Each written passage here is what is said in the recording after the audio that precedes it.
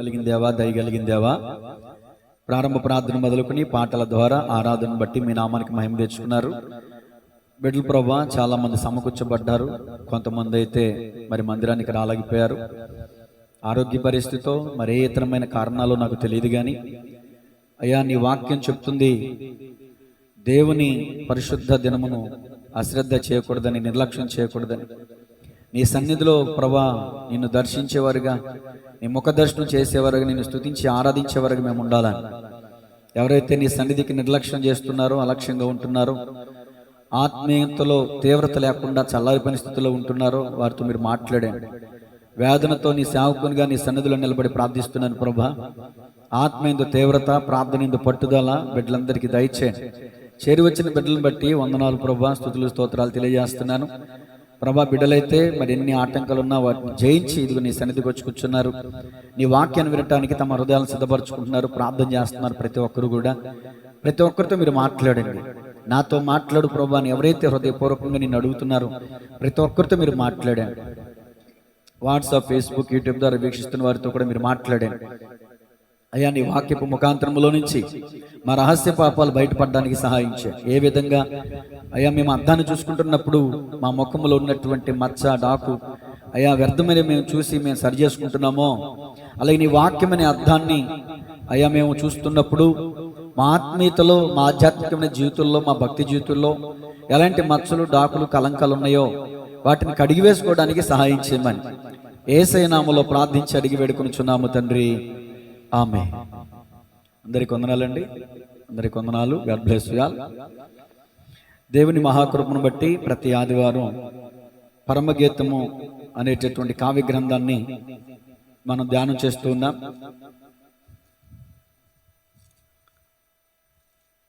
పరమగీతం అందరూ కూడా తీయండి, 563వ పేజీ.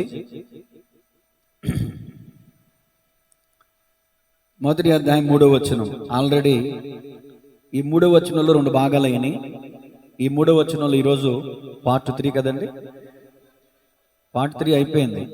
ఈ మొదటి అధ్యాయం 3వ వచనంలో ఆల్రెడీ 3 ప్రసంగాలు, అంటే 3 గంటల వర్తమానం. ఇంకా ఈ 3వ వచనం పూర్తి అవ్వాల. ఈరోజు పార్ట్ 4, ఈ 3వ వచనంలో పార్ట్ 4 అనమాట, మొదటి అధ్యాయం. నా వెనకాల చెప్పండి అందరూ కూడా. నీవు పూసుకొను పరిమళ తైలము సువాసన గలది, నీ పేరు పోయబడిన పరిమళ తైలముతో సమానము, కన్యకలు నిన్ను ప్రేమించుదురు. నా వైపు చూడండి. ఈ పరమగీతం మీరు చదువుతున్నప్పుడల్లా ఇద్దరు ప్రాముఖ్యంగా మాట్లాడతారు. యెరూషలేము కుమార్తెలు మాట్లాడతారు, ఇంకొకరు మాట్లాడతారు, ఇంకొకరు ఉన్నారు. కానీ ముఖ్యంగా ఎక్కువగా ఎవరెవరు మాట్లాడతారు చెప్పండి? షులమ్మితి, ప్రియుడు. ఎక్కువగా ఈ సంభాషణ ఎవరి మధ్యలో జరుగుతుంది? నేను అడిగినప్పుడు మీరు చెప్పాలి. చెప్పండి, ఎవరెవరి మధ్యలో? షులమ్మితికి, ప్రియుడికి. ఈ ఇద్దరి మధ్యలో సంభాషణ మనకు కనిపిస్తుంది. ప్రియుడు అనబడినటువంటి వ్యక్తికి సాదృశ్యం ఎవరు? యేసుక్రీస్తు ప్రభులు వారు. మరి షులమ్మితి అని చెప్పబడినటువంటి, పలకబడినటువంటి ఆమెకి ఎవరు సాదృశ్యం? ఎత్తబడే సంఘానికి సాదృశ్యం. ఇక్కడ ప్రియుడు ప్రియురాలని అభివర్ణిస్తున్నాడు. ఏమండి, కొన్ని వచనం, ఇంకా ఆ వచనాలకు మనం వెళ్ళాం. ఇంకా ప్రియురాలి దగ్గరే ఉన్నాం, షులమ్మితి దగ్గరే ఉన్నాం. ఈ ప్రియుడు అనబడిన యేసు ప్రభులు వారు ఎత్తబడే సంఘానికి సాదృశ్యంగా ఉన్న షులమ్మితిని చూసి అభివర్ణిస్తూ ఉంటాడు. అంటే దాని అర్థం ఏంటంటే, ఎత్తబడే సంఘంగా మనం ఉండాలి అంటే ఆ షులమ్మితిలో మనం ఉండాలి అనేది అర్థం చేసుకోవాలి. ఈ షులమ్మితి అనబడినటువంటి ఈ కన్యక, ఎత్తబడే సంఘం ప్రియుణ్ణి అభివర్ణిస్తుంది. అయ్యా, నీవు ఇలాంటి వాడివి, 10,000 మందిలో గుర్తింపదగిన వాడివి, జుంటి తేనె దారుల కంటే, ఈ విధంగా ఇలాంటి వచనాలన్నీ ఎత్తిపెట్టి షులమ్మితి మాట్లాడుతుంది. ఆమె మాట్లాడుతున్న ప్రతి మాటని మనం ఎలా అర్థం చేసుకోవాలంటే ఆరాధనకి సాదృశ్యం. అర్థమవుతుందండి? ఆరాధనకు. ఇప్పుడు ఈ 3వ వచనంలో ఎవరు మాట్లాడుతున్నారు? ఆమె. పక్కన రాసుకోమని చెప్పాను, ఎవరో ఆమె. ఈ 3వ వచనం షులమ్మితి మాట్లాడుతుంది, ప్రియుని గురించి వివరిస్తుంది. అయ్యా, నీవు పూసుకున్న పరిమళ తైలం ఉందే, అది సువాసన గలది, నీ పేరు పోయబడిన పరిమళ తైలముతో సమానం. పరిమళ తైలం అనగా నేను ఒక మాట అని చెప్పాను. ఏంటి దానికి అర్థం? ఆయన ధరించిన నామం. పరిమళ తైలం అంటే ఆయన ధరించిన నామం. నామం అంటే చాలా మంది సురేష్, చరణం లేకపోతే ఈ పేర్లు అనుకున్నారు. దయచేసి అలా అర్థం చేసుకోమాకండి. నామము అంటే రాసుకోండి, స్వభావము. ఏంటండి నామము అంటే? స్వభావం. ఇక్కడ పరిమళ తైలము సువాసన గలది.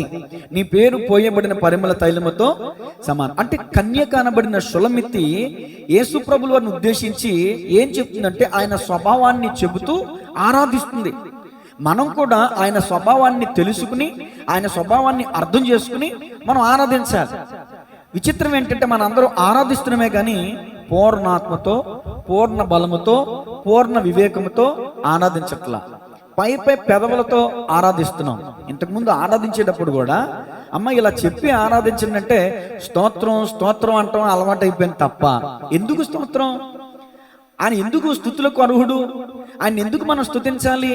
ఆయన గొప్పతనం ఏంటి? ఆయన గొప్పతనాన్ని, ఆయన ఔన్నత్యాన్ని, ఆయన యొక్క బలాతిశయాన్ని మనం జ్ఞాపకం చేసుకుంటూ ఆయన చేసిన ఉపకారాలను తలపోసుకుంటూ మనం దేవునికి స్తోత్రం చెప్పాలి.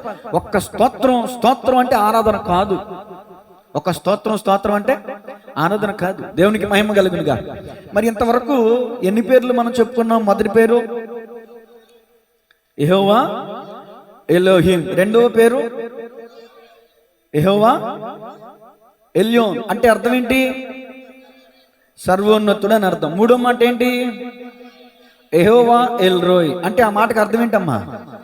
చూచుచున్న దేవుడు. ఎవరు పెట్టారు ఈ పేరు? ఆగరు పెట్టింది. నాలుగో పేరు ఏంటమ్మా? యెహోవా ఎల్ షద్దాయ్. అంటే ఆ మాటకు అర్థం ఏంటో? సర్వశక్తిమంతుడు. ఈ మాటకి ఈ పేరు ఎవరన్నా పెట్టారా? దేవుడే తను ప్రత్యక్షపరుచుకున్నాడా? కొన్ని చోట్ల భక్తులు అనుభవపూర్వకంగా కొన్ని పేర్లతో పిలిచారు దేవుని ప్రత్యక్షం పొందుకుని. కొంతమందికి దేవుడు కొన్ని పేర్లతో ప్రత్యక్షమయ్యాడు. ఇక్కడ అబ్రహాముకి ప్రత్యక్షమయ్యాడు, నేను సర్వశక్తి గల దేవుడును అని ప్రత్యక్షమయ్యాడు. అలా వచ్చింది ఈ పేరు. ఐదో మాట ఏంటి? యెహోవా ఈరే. అంటే ఆ మాటకు అర్థం ఏంటి? యెహోవా చూచుకును. ఈ మాట దేవుడు ప్రత్యక్షపరుచుకున్నాడా లేకపోతే భక్తుడు అనుభవపూర్వకంగా మాట్లాడా? అది తెలియాలి. భక్తుడు అనుభవపూర్వకంగా మాట్లాడు. తన అనుభవంలో నుంచి ఇదిగో నా బిడ్డను బలి ఇచ్చే సమయంలో దేవుడే నా అవసరతను గుర్తించి నా శ్రమను చూచి నాకు ప్రతిఫలం ఇచ్చాడు, లేకపోతే నా అవసరత తీర్చాడు. ఆ పొట్టేలను చూపించి నా బిడ్డకి ప్రతిగా బలి ఇవ్వడానికి దేవుడు నా అవసరతను తీర్చాడు అని చెప్పి ఆ యెహోవా సమకూర్చును, యెహోవా సమస్తమును సమకూర్చును, ఆయన చూచుకొనును అని అర్థం ఇచ్చేటటువంటి మాట యెహోవా ఈరే అనే మాట అబ్రహాము గారు మాట్లాడారు. 5 మాటలు, 5 స్వభావాలు. ఏమంటే దేవుని గురించిన 5 ప్రాముఖ్యమైన విషయాలు మనం తెలుసుకున్నాం. ఇప్పుడు పెర్ఫ్యూమ్ ఉందండి. పెర్ఫ్యూమ్ 200 ఉంది, 1000 ఉంది, 2000 లక్ష రూపాయల పెర్ఫ్యూమ్ కూడా ఉంది. ఆ పెర్ఫ్యూమ్ మనం ఎట్లా టచ్ చేయగానే సువాసన ఎదజల్లుద్ది. ఓకేనా? ఇప్పుడు ఆ పెర్ఫ్యూమ్ లో ద్రవ పదార్థం ఉంటది కదా, నీరు ఉంటది, లిక్విడ్ ఉంటది. ఆ లిక్విడ్ వేటి నుంచి వచ్చింది మనకు తెలుసా? తెలీదు. కొన్ని సుగంధ ద్రవ్యాలని విశ్రమంతో కలిపి విశ్రమంలో వాటిని నూర్చి లేకపోతే వాటిని దంచి వాటి నుంచి తీయబడినటువంటి తైలాన్ని ఒక సీసాలో, ఒక గాజు సీసాలో, ఒక సత్తు డబ్బాలో వాటిని నింపుతారు, ఫిలప్ చేస్తారు. నేను అంటాను ఇప్పుడు ఈ సువాసన షులమితి అంటుంది నీవు పూసుకుని పరిమళ తైలము సువాసన గలది. ఆ సువాసన ఏంటో మనకు తెలియాలంటే ఆ విశ్రమలో వేసిన పరిమళ సుగంధ దాని ఏమంటారు? ద్రవ్యాలు. సుగంధ ద్రవ్యాలు అంటే చెప్పండి, కొన్ని సుగంధ ద్రవ్యాలు చెప్పండి. గంధపు చెక్క, ఇంకా రోజా పువ్వులు. ఈ యొక్క సెంట్ ఎలా తయారు చేస్తారు చెప్పండి? అనేక రకాల. మీకు అర్థమవుతుంది కదా. అంటే ఇప్పుడు నేను కూడా ఏం చెప్తున్నానంటే ఈ ఒక్క వచ్చి నువ్వు ఎన్ని సంవత్సరాలు చెప్తావు పాస్టరా అని అనుకోకుండా, అమ్మా ఒక రోజా పువ్వుల నుంచే కాదు, ఒక గంధపు చెక్క నుంచే కాదు, రకరకాల విశ్రమాలని పోగేసి వాటిని విశ్రమంలో దంచి తీసినటువంటి తైలముతో రకరకాల సువాసనలు, రకరకాల ఇప్పుడు ఫాగ్ ఒక స్మెల్ వస్తుంది. ఫాగ్ నాకు తలనొప్పి వస్తుంది. డెన్వర్ ఉంది, పీల్చుకొద్ది పీల్చాలనిపిస్తుంది. రకరకాల సువాసనలు ఉన్నాయి. అర్థమవుతుందా? మరి ఇక్కడ సువాసన కలిది ఒక సింపుల్ గా ఒక చిన్న మాటతో చెప్పేసింది షులమితి. మరి దాంట్లో ఉన్న లోతైన అనుభవం నేను చెప్పొద్దా? దేవుని స్తోత్రం చెప్పండి గట్టిగా. ఎలా సువాసన గలది? ఎందుకు సువాసన గలది? ఏంటి ఆ సువాసన? ఆ సువాసనలో ఉన్న ప్రత్యేకత ఏంటి? ఆ సువాసనలో గొప్పతనం ఏంటి? దేవునికి మహిమ కలుగునుగా. కొన్ని వారాలు, కొన్ని నెలలు చెప్పొచ్చు, తప్పదు. దేవునికి స్తోత్రం చెప్పండి. మరి ఈరోజు ఆయన నామం, మరొక్క నామం, 6వ నామం రాసుకోండి. 6వదిగా ఆయన నామం ఏంటనంటే యెహోవా రఫా. యెహోవా రఫా రాసుకోండి. అనగా దీని అర్థం ఏంటంటే యెహోవా స్వస్థపరచువాడు.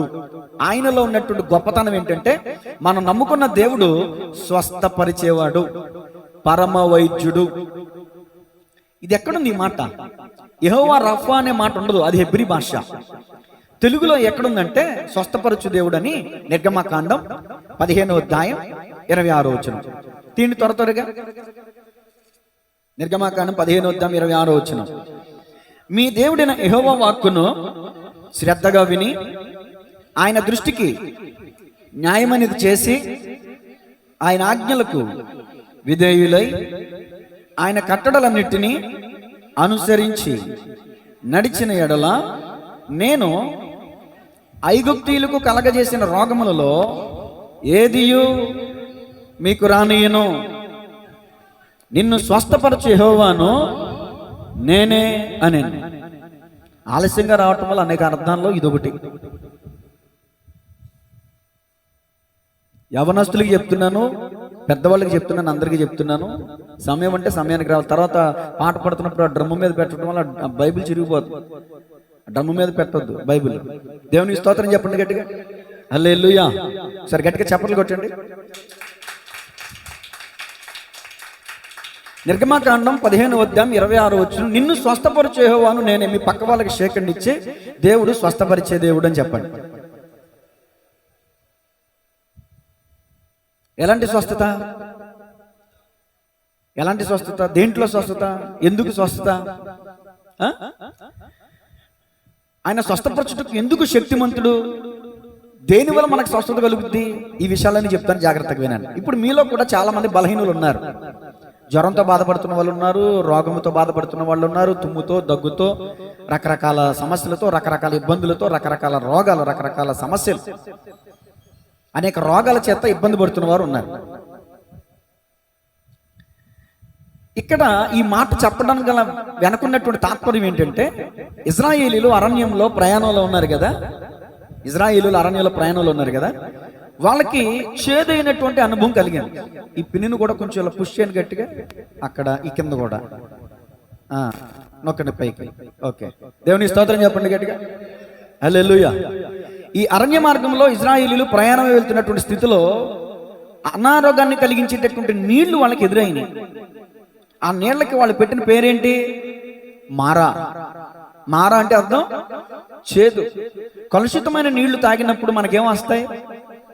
జబ్బులు వస్తాయి, రోగాలు వస్తాయి. కలుషితమైన నీళ్ళు ఏంటంటే, కొంచెం వాతావరణం చేంజ్ అయ్యేసరికి మన తెలంగాణ వెళ్ళి తెలంగాణలో కొంత 6 రోజులు ఉన్నామనుకో, ఏమవుతుంది మనకి? గొంతుకు బొంగురు పోవటమో, లేకపోతే తుమ్ములు రావటం, జలుబు రావటం, రకరకాల రోగాలు వస్తాయి.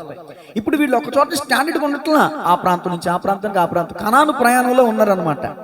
ఈ ప్రయాణంలో కలుషితమైనటువంటి నీరు తాగటం వల్ల వీళ్ళకి చాలా భయంకరమైనటువంటి రోగాల బారిన పడిపోతున్నారు. ఇప్పుడు వీరందరూ వెళ్ళి మోషేకి మొరపెట్టుకుంటే, మోషే దేవునికి ప్రార్థన చేస్తే దేవుడు ఏమని చెప్పాడంటే, అక్కడ చూడండి 23వ వచనం, 15:23. మారా నీళ్లు చేదైనవి గనుక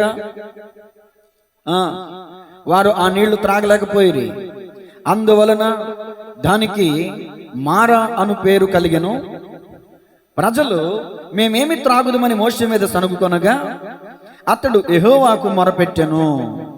అంతటా యెహోవా అతనికి ఒక చెట్టును చూపెను. అది ఆ నీళ్ళలో వేసిన తర్వాత ఆ నీళ్లు మధురములాయను. అక్కడ ఆయన వారికి కట్టడను నిర్ణయించి అక్కడ వారిని పరీక్షించి, తర్వాత నేను ఇంతకుముందు మీతో చదివించిన మాట, మీ దేవుడైన యెహోవా మాట, యెహోవా వాక్కు శ్రద్ధగా విని. ఇక్కడ 4 మాటలు ఉన్నాయి. స్వస్థత కలగాలంటే 4 పనులు ఉన్నాయి. ఇక్కడ 4 మాటలు చెప్పాడు దేవుడు ఇక్కడ. ఇప్పుడు మనకు అనారోగ్యం వచ్చింది, హాస్పిటల్కి వెళ్ళాం. ముందు డాక్టర్ గారు ఏం చెప్తారు? మానవలసినవి చెప్తాడు. తర్వాత ఏం చెప్తాడు? పాటించాల్సినవి చెప్తాడు. మానవలసినవి మాని పాటించవలసినవి పాటించినప్పుడే మనకు ఆరోగ్యం కలుగుద్ది. అవునంటారా కాదంటారా? మనం మానాల్సినవి మానం, పాటించాల్సినవి పాటించం, మనకు ఆరోగ్యం ఎలా వస్తుంది? ఆయన స్వస్థపరచు దేవుడైతే ఇప్పటికీ మరి అంగవైకల్యం కలిగిన వారు ఎందుకున్నారు? పోలియో వ్యాధిగ్రస్తులు ఎందుకున్నారు? పక్షవాయువు కలిగిన వారు ఎందుకున్నారు? రకరకాల వ్యాధిగ్రస్తులు ఏమండి దాన్ని కావాలి అంత చక్కని రోగాలు, దీర్ఘకాలిక రోగాలు, దీర్ఘకాలిక వ్యాధులు ఎందుకున్నాయి? ఆయన స్వస్థపరచు దేవుడైతే ఇంకా ఈ భూమి మీద నివసిస్తున్నటువంటి మనుషుల్లో రోగాలు ఎందుకున్నాయి? మనల్ని మనం ప్రశ్నించుకోవాలి, మీరు కూడా ప్రశ్నించుకోవాలి. ఆయన స్వస్థపరచు దేవుడైతే అందరినీ స్వస్థపరచుగా ఆయన రక్తాన్ని ప్రోక్షించి లేదండి, భౌతికపరమైనటువంటి ఈ శారీరకమైన అనారోగ్యం తగ్గాలంటేనే మెడిసిన్ వేసుకుంటే కానీ తగ్గదు. డాక్టర్ చెప్పిన నియమాలు పాటిస్తే గానీ మనకి ఆరోగ్యం కలగదు. మరి పరమందు ఉన్నటువంటి పరమ వైద్యుడు ఇచ్చిన టాబ్లెట్ ఏంటో తెలుసా? ఒక్కొక్కటిగా చెప్తాను, నోట్ చేసుకోండి. నెంబర్ 1, మీ దేవుడైన యెహోవా వాక్కును శ్రద్ధగా వినాలంట ముందు. 2, ఆయన దృష్టికి న్యాయమైనది చేసి. 3, ఆయన ఆజ్ఞలకు విధేయులై. 4, ఆయన కట్టడలన్నిటినీ అనుసరించి నడిచిన ఎడల నేను ఐగుప్తులకి కలగజేసిన రోగములలో ఏది మీకు రానేను. అంటే కొన్ని రోగాలు దేవుడు మనకు అనుమతిస్తున్నాడు అంటే దాని అర్థం ఏంటి? ఆయన ఆజ్ఞలకి మనం విధేయులై ఉంటున్నా, ఆయన వాక్కును మనం శ్రద్ధగా వింటున్నా, ఆయన కట్టడలను మనం పాటించట్లా, ఆయన దృష్టికి మనం న్యాయమైనది చేయట్లా. ఈ 4 నువ్వు చేయకుండా దేవుడు నాకు అన్యాయం చేశాడు, దేవుడు నాకు ముళ్ళు ఎట్టాడు, దేవుడు నాకు రోగం ఎట్టాడు, దేవుడు నాకు తీరని కష్టం ఎట్టాడు అంటే తప్పు ఎవరిదే చెప్పండి? మందే. ఆయన చెప్పింది చేయట్లా మనం. గత వారంలో కూడా ఇక్కడ పాల్గొల్ల అవతల దైవజుల్లో అవకాశం ఇస్తే ఇదే మాట వాళ్ళ మందిరం మీద రాశారు. మందిరం బయట బైబిల్ రూపం వేసి బైబిల్ మీద ఒక రాత రాశారు. యోహాను సువార్త 2:5 ఆయన మీతో చెప్పినది చేయండి. ఆయన చెప్పింది చేశాడు అబ్రహాము, దీవించబడ్డాడు. ఆయన చెప్పింది చేశారు పరిచారకులు, నీళ్లు ద్రాక్షారసంగా మార్చబడ్డాయి. ఆయన చెప్పింది చేశారు పరిశుద్ధ గ్రంథంలో భక్తులు. పేతురు ఆయన చెప్పింది చేశాడు, వలేసాడు, దోనే నిండిపోయింది. ఆయన చెప్పింది చేసి దీవించబడని వాళ్ళు ఎవరు ఉన్నారా? ఏమండి, ఆయన చెప్పింది చేయక పతనం అయిపోయిన వాళ్ళు ఎంతో మంది ఉన్నారు. అవునంటారు కదంట? ఆయన చెప్పింది చేయక పతనం అయిపోయిన వాళ్ళు ఎంతో మంది ఉన్నారు. నేను అడుగుతున్న ప్రశ్న, ఈ రోజున మీకులో ఎవరికైనా అనారోగ్య సమస్యలు ఉంటే ఆ రోగాన్ని దేవుడు తీసేయాలంటే నేను స్వస్థపరచు యెహోవాను. మొట్టమొదటి మాట ఏంటి? అసలు నీకు రోగం ఐగుప్తులకి కలగజేసిన రోగంలో ఏది నీకు రానినంటున్నాడు. ఒకవేళ వచ్చిందేమో, ఎందుకు వచ్చింది? తప్పు ఉంది కాబట్టి. చేదైన పాపపు స్వభావం నీలో ఉంది కాబట్టి. నీలో పాపపు స్వభావం ఉన్నంత వరకు రోగాలు నిన్ను తరుముతానే ఉంటాయి. ఎందుకు తరుముతాయి రోగాలు? ఎందుకు తగులుతాయి గాయాలు? అంటే గాయములు చేయు దెబ్బలు అంతరంగంలో వచ్చి అంతరంగంలో ఉన్న చెడుతనాన్ని ఏం చేస్తాయంట చెప్పండి? తొలగిస్తాయంట. కాబట్టి నీ హృదయంలో ఉన్న చెడుతనాన్ని తొలగించుకోవాలి ముందు. సామెతల గ్రంథం 3వ అధ్యాయం తీయండి. సామెతల గ్రంథం 3వ అధ్యాయం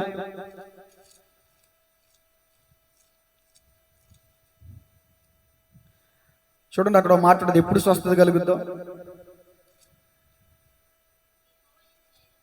యెహోవా యందు భయభక్తులు కలిగి నీ చెడుతనం విడిచిపెట్టుము, అప్పుడు నీ దేహముకు ఆరోగ్యమును నీ ఎముకలకు సత్తువి కలుగు. నేను రెఫరెన్స్ చెప్పకపోయినా మాట చెప్పాను, చక్కగా వెదికి చదివారు. అలా ఉండాలి. దేవునికి స్తోత్రం చెప్పండి గట్టిగా. హల్లెలూయా. ఎప్పుడు స్వస్థత కలుగుద్దంట? ఆయన యందు భయభక్తులు కలిగి ఉన్నప్పుడు, నీలో ఉన్న చెడుతనం విడిచిపెట్టినప్పుడు. నీ ఎముకల్ని బలపరుస్తాడు, నీ దేహాన్ని స్వస్థపరుస్తాడు, నీకు ఆరోగ్యాన్ని ఇస్తాడు, నీకు ఆయుష్ని ఇస్తాడు. దేవుని వాక్యం చెప్తుంది, దీర్ఘాయువు నా వలననే కలుగును అని వాక్యం చెప్తుంది. ఎవరికి దీర్ఘాయువు?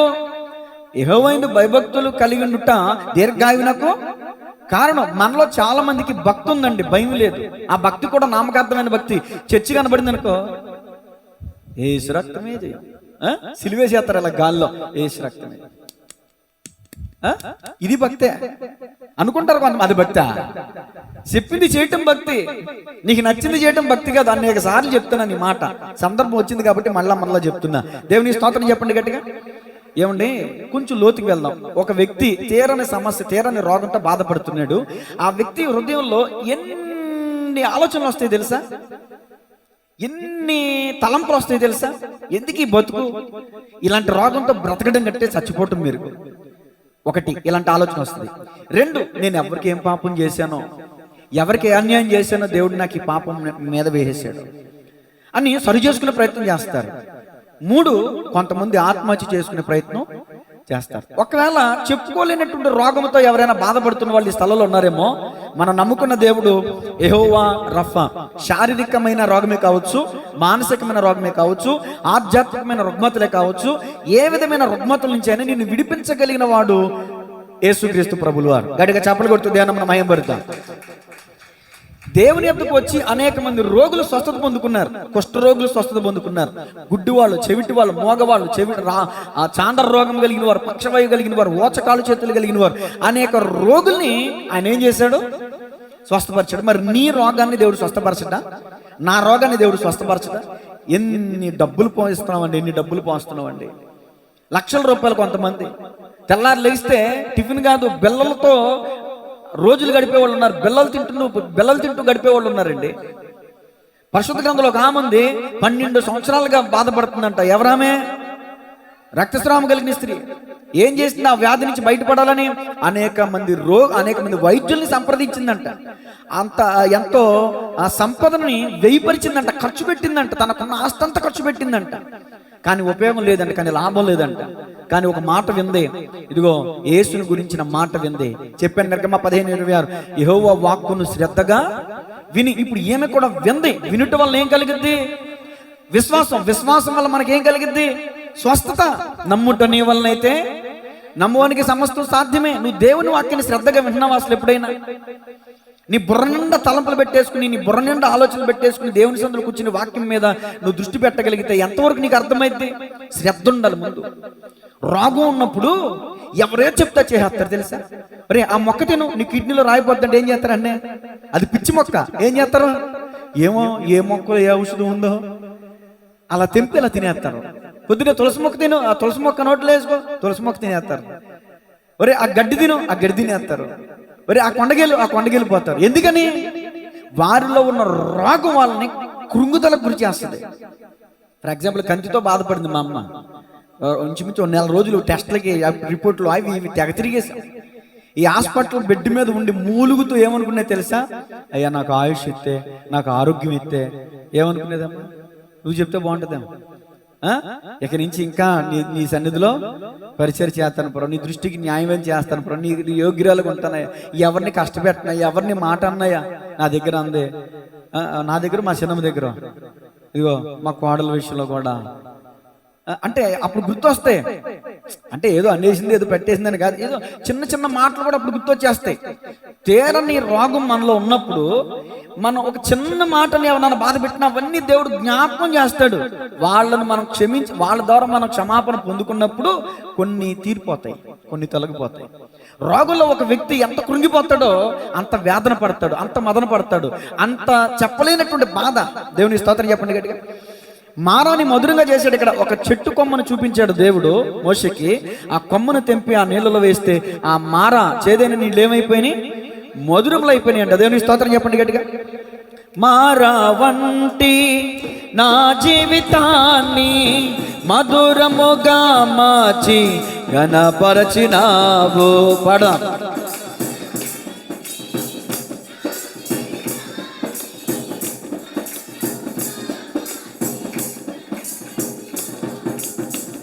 నా ప్రేమ చేత కాదు, నీవే నన్ను ప్రేమించి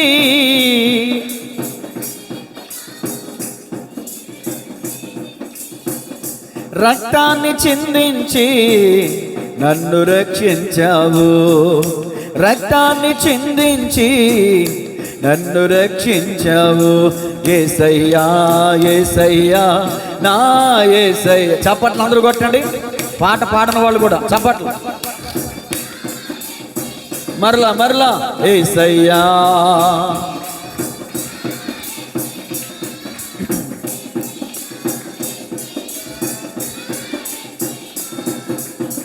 నీతో గడిపే ప్రతి క్షణము ఆనంద బాష్పాలు ఆగవయ్యా. నీతో గడిపే ప్రతి క్షణము ఆనంద బాష్పాలు ఆగవయ్యా. కృపతలాంచగా మేలు యోచించగా, కృపతలాంచగా మేలు యోచించగా, నాగలమాగదు స్తుతించక నిన్ను కీర్తించక. యేసయ్యా యేసయ్యా నా యేసయ్యా, యేసయ్యా యేసయ్యా నా యేసయ్యా.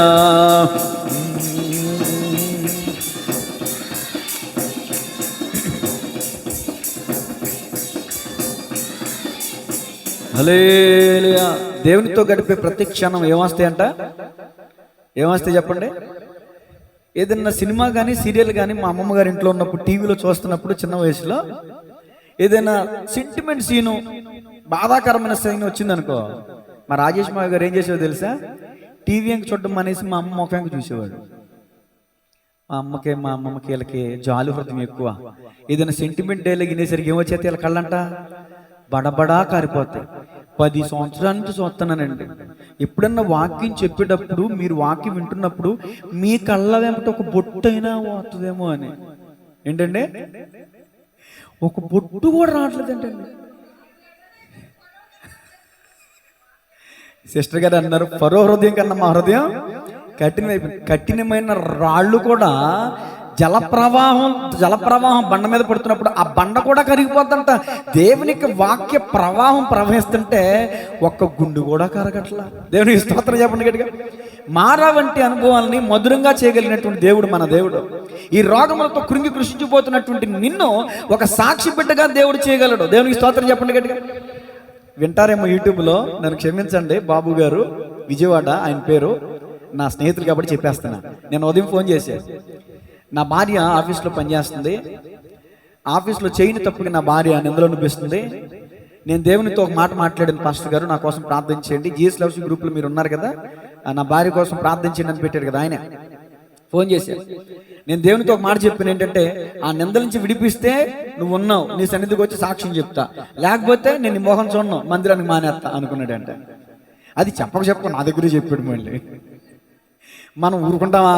భక్తిహీనమైన మాటలు వస్తే వెంటనే ఒక మాట చెప్పా, శద్రకు మెషకు అభ్యర్థనగొన్న వాళ్ళకి మరణం ముందుందండి, మరి మీరు మాట్లాడిన మాట మాట్లాడలేదండి. వాళ్ళు దానియేలుని ఏకంగా సింహాల బోన్లో వేసేసారండి. దానియేలు నువ్వు రక్షిస్తేనే దేవుడివి, లేకపోతే దేవుడు కదా దానియేలు అనలేదండి. ఇది భక్తిహీనమైన మాట అండి బాబు గారు అన్న. వెంటనే నన్ను క్షమించిన పాస్టర్ గారు అన్నాడు. కొట్టరా చెప్పట్లో అది వెంటనే రిలైజ్ అయ్యాడు. ఆయన ఒప్పుకున్నాడు, వాదించలా, ఒప్పుకున్నాడు. దానియేలు ఏం తప్పు చేసాడని సింహాల బోన్లో వేసేసారండి. ఏ నెపం లేదంట, ఏ లోపం లేదంట దానియేలులో. మరి సింహాల బోన్లో పడేయలేదా? పడ్డవాడు అలా చెడ్డవాడేనా? నీతిమంతుడు 7 మార్లు పడినాను చెప్పాను, గట్టిగా వాక్యం చెప్పాను. చెప్పిన తర్వాత సరేనాయ్య గారు నేను విశ్వాసం నుంచి ప్రార్థన చేస్తాను, మీరు కూడా సంఘంతో చెప్పి ప్రార్థన చేయించినాను అన్నారు. ఈ రోజు రోగం తీసేస్తే నువ్వు ఉన్నట్టు, లేకపోతే లేనట్టు అంటే ఎలా చెప్పండి? భక్తిహీనమైన మాటలు అవి. పౌలు గారు కూడా ప్రార్థన చేశాడు, ప్రభువా ఈ ముళ్ళు తీసేయి. ఏంటి ఆ ముళ్ళు? పౌలు గారికి మానకుండా కళ్ళ వెంబడి నీళ్లు కారే జబ్బు ఉందంట. ఏం జబ్బు అండి? పౌలు 13-14 పత్రికలు రాశాడు పౌలు గారు. అర్థమవుతుందా? 13-14 పత్రికలు. అలాంటి మహాభక్తుడైనటువంటి పౌలు గారికి దీర్ఘకాలిక సమస్య ఉంటే నా కృప నీకు చాలు అన్నాడు. ఇంకా మరొక మారు ప్రార్థన చేస్తే ఒట్టు. ఎలీషా గొప్ప మహానుభావుడు, మహాభక్తిపరుడు. ఎలీషా ఒక మాట చెప్తే ఇశ్రాయేలుకి విజయం కలుగుతుంది. ఎలీషా ఇదిగో ఓ పిండి తీసి ఉందండి, ఆ కుండలో కలపండి. ఆ కుండలో ఏముంది? ఆ వర్తమానం ఇప్పుడు చెప్పలేదా? మీరు వినలేదా? ప్రవక్త శిష్యులు అందరూ, ఎలీషా ప్రవక్త వెనకాల శిష్యులు భోజనం సిద్ధపరుస్తుంటే ఆ కూరలు ఈ కూరలు ఆ కాయలు ఈ కాయలు మొత్తం అన్ని చేస్తే అదంతా విషం. ఆ కుండ నిండా ఏముంది? ఇప్పుడు దైవజనుడా కుండలో ఏముంది? విషం. అప్పుడు దైవజనుడు చెప్పిన మాట చొప్పున వాళ్ళు చేస్తే, పిండి తీసుకుని వాళ్ళ కుండలు వేస్తే ఆ విషం ఏమైపోయింది? విరుగుడైపోయింది. దైవజనుడు అంత గొప్ప ఘనమైన కార్యాలు చేశాడు. దైవజనుడు ఎలీషా ద్వారా కూడా ఒక నీటి బొగ్గ పుట్టింది. అది నేటికి కూడా ప్రవహిస్తానే ఉంది ఇశ్రాయేలు దేశంలో. నీటి బొగ్గ ఎవరి ద్వారా? ఇప్పుడు చెప్పిన ఎలీషా ప్రవక్త ద్వారా జరిగిన అద్భుతం మరొక చోట నీళ్ల విషయంలో కూడా ఆయన చేసిన అద్భుతం, మరణకరమైన నీళ్ళని మధురంగా మార్చిన, ఆరోగ్యకరమైన నీళ్లుగా మార్చిన ఎలీషా. అది ఎలీషా నీటి ఓట అని పేరెట్టేశారు అక్కడ. ఎలీషా నీటి ఓట అని కొట్టండి, మీరు గూగుల్లో వస్తుంది. మరి ఎలీషా మరణకరమైన రోగంతో చచ్చిపోయి తెలుసు. కొన్ని పాపపు రోగాలు ఉంటాయి, ఆ పాపం ఒప్పుకుంటేనే పోతే రోగాలు. కొన్ని పాపపు రోగాలు కాదు, దేవుడే అనుమతిస్తాడు. ఎందుకో తెలుసా? నిన్ను వంచాలని, నీ మెడ వంచాలని. దేవుని స్తోత్రం చెప్పండి గట్టిగా. ఎవరి మెడ? మన మెడ వంచ. కొన్నిటికి మనం లొంగం, డబ్బును చూసుకున్నాం, అంగుని చూసుకున్నాం, ఆర్భటాలు చూసుకున్నాం, మనం భూమి మీద నడవం, గొంతులేస్తా ఉంటాం. ఈ గంతులేస్తున్నప్పుడు దేవుడు ఏం చేస్తాడంటే ఒక చిన్న ముళ్ళు పెడతాడు, అనుగు, తగ్గు. ఎగిరెగిరి పడితే పోతావని. ఎగిరెగిరి పడకే ఓ మట్టి కొండ, పగిలితే పోతావు. ఎరిగెరిగి చెడితే ఓ మనిషి కొండ, పోతావు ప్రభువుకే. దేవుడు ఎందుకు అనుమతిస్తాడు రోగాలు అంటే ఆయన తట్టు నువ్వు చూడడానికి, వారు ఆయన తట్టు చూడగా వారి ముఖములు లజ్జింపకపోవును, వారికి వెలుగు కలిగిన వాక్యం చెప్తుంది. దేవుని స్తోత్రం చెప్పండి గట్టిగా. యెషయా గ్రంథం 53 అయితే, యెషయా గ్రంథం 53వ అధ్యాయం 5వ వచనం. యెషయా గ్రంథం 53వ అధ్యాయం 5వ వచనం. త్వరగా. మన అతిక్రమ క్రియలను బట్టి అతడు గాయపరచబడెను, మన దోషములను బట్టి నలగొట్టబడెను, మన సమాధానార్థమైన శిక్ష అతని మీద పడెను. అదుగదు అతడు పొందిన దెబ్బల చేత మనకు స్వస్థత కలుగుచున్నది. దేవునికి స్తోత్రం చెప్పండి గట్టిగా. ఆరోగ్య ప్రదాతయే సంపూర్ణ స్వస్థత అనుగ్రహించువడే. ఆరోగ్య ప్రదాతయే సంపూర్ణ స్వస్థత అనుగ్రహించువడే. నా జీరు వ్రతము జీవితమంతా అనుసరించినాడే, నాకై కొరడాల దెబ్బలను అనుభవించినడే. నా జీరు వ్రతము జీవితమంతా అనుసరించినడే, నాకై కొరడాల దెబ్బలను అనుభవించినడే. శరీరారెవ్వరు నా ప్రియుడైన యేసయ్యకు, శరీరారెవ్వరు నా ప్రియుడైన యేసయ్యకు. హల్లెలూయా. ఇప్పుడు చెప్పండి, ఆయన రక్తం మన మీద ప్రోక్షించబడితే మనకేం కలిగింది? ఆయన చనిపోయాడా, బ్రతుకున్నాడా, ఇంకా సజీవంగా ఉన్నాడని టెస్ట్ చేయడానికి ఒక సైనికుడు బల్యం తీసుకుని ఆయన పక్కలో పొడిస్తే ఆయన శరీరంలో మిగిలి ఉన్న ఆఖరి రక్తపు బొట్టు, ఆఖరి నీటి బొట్టు అతని ముఖం మీద పడిందంట. అతని ముఖం మీద పడితే ఆల్రెడీ అతను ఒక గుడ్డివాడు అంటే ఒక కన్య కనిపిస్తుంది, ఒక కన్ను కనబడదంట.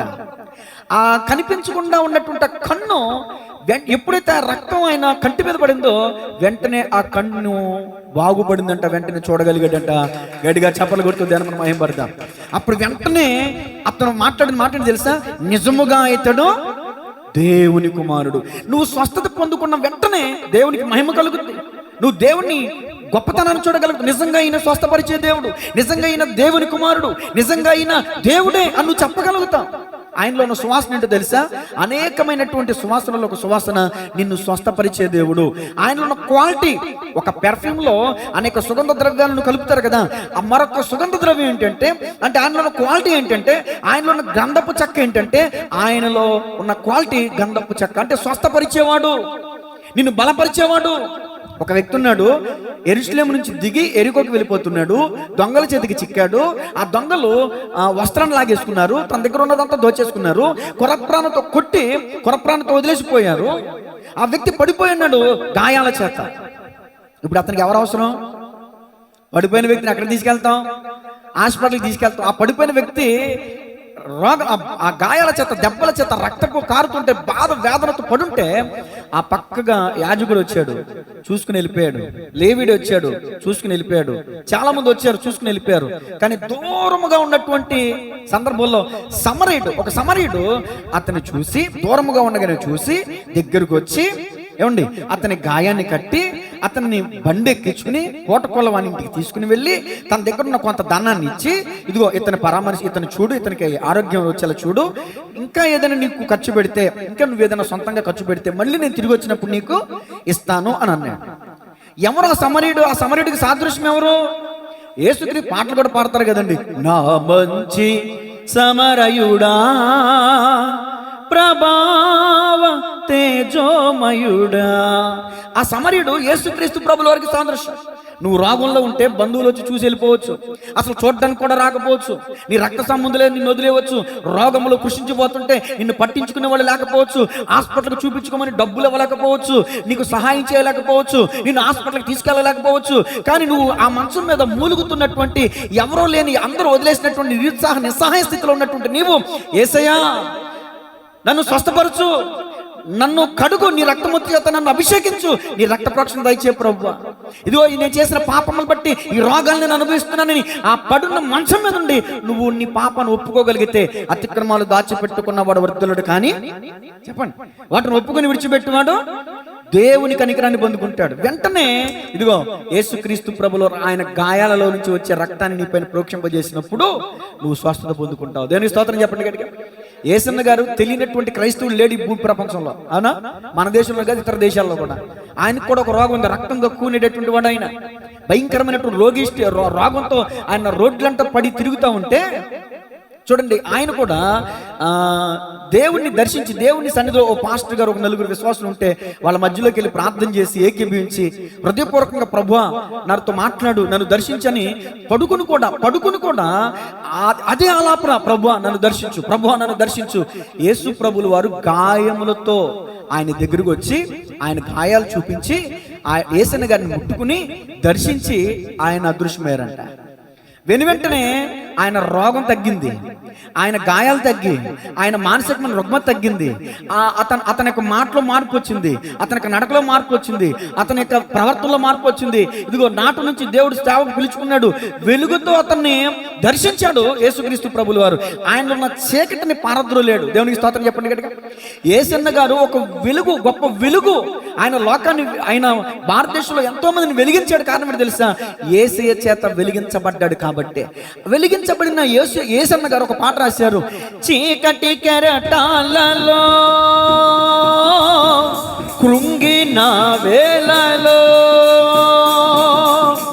చీకటి కెరటాలలో కృంగిన వేళలో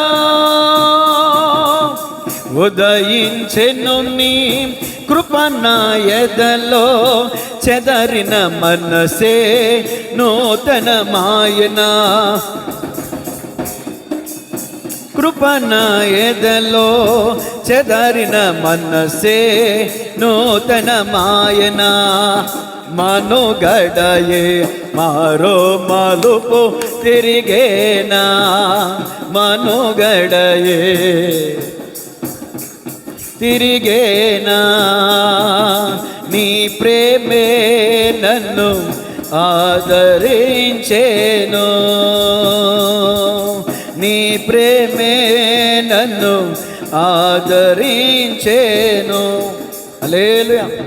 రోగములతో, భయంకరమైన మానసికమైన వేదనతో కృంగి కృషించుకుపోయిన యేసన్న గారిని దేవుడు దర్శించినప్పుడు ఆయన స్వస్థపరచబడి అద్భుతమైనటువంటి పరిచర్య చేశారు. మరి ఈ రోజున యేసయ్య నిన్ను దర్శిస్తే నీ జీవితం మారదా? చీకటి వెలుగుగా మారదా? మధురంగా మారదా? ఈ రోజున నీ ద్వారా దేవుడు గొప్ప ఘనమైన కార్యాలు చేయడా?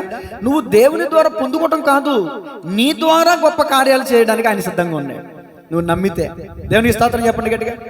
ఈ సమరయుడు వెంటనే పడిపోయినటువంటి వ్యక్తి దగ్గరికి వచ్చి గాయాన్ని కట్టి పూటకోళ్ళవాని ఇంటికి తన బండి ఎక్కించుకుని, ఈ బండి అంటే దాని అర్థం ఏంటంటే మార్గం.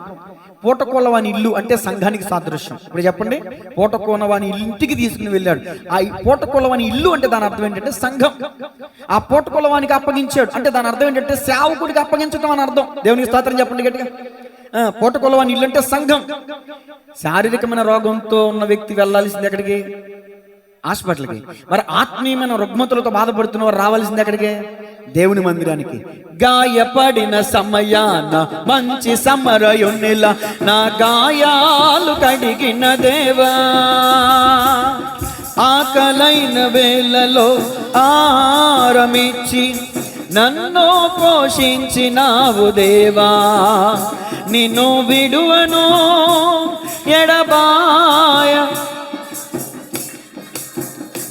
ఎడబాయనని నా యేసయ్యా, దినమెల్లనే పాడిన కీర్తించిన నీ రుణము నే తీర్చగలనా, కొనియాడి పాడి నీ సాక్షిగానే ఇలలో జీవించనా, ఇలలో జీవించనా. హల్లెలూయా. ఇప్పుడు మన గాయాలకి మందేంటి? మన రోగాలకి మందేంటి? మన వ్యసనాలకి మందేంటి? చెప్పండి. స్లోగా చెప్తున్నారేంటి? తిట్టను, గట్టిగా చెప్పండి. అదే మాట కొంచెం గట్టిగా చెప్పండి. అనుమానంగా చెప్తున్నారు ఎందుకు? మన గాయాలకి, మన వ్యసనాలకి, మన రోగాలకి మందేంటో చెప్పండి అమ్మా.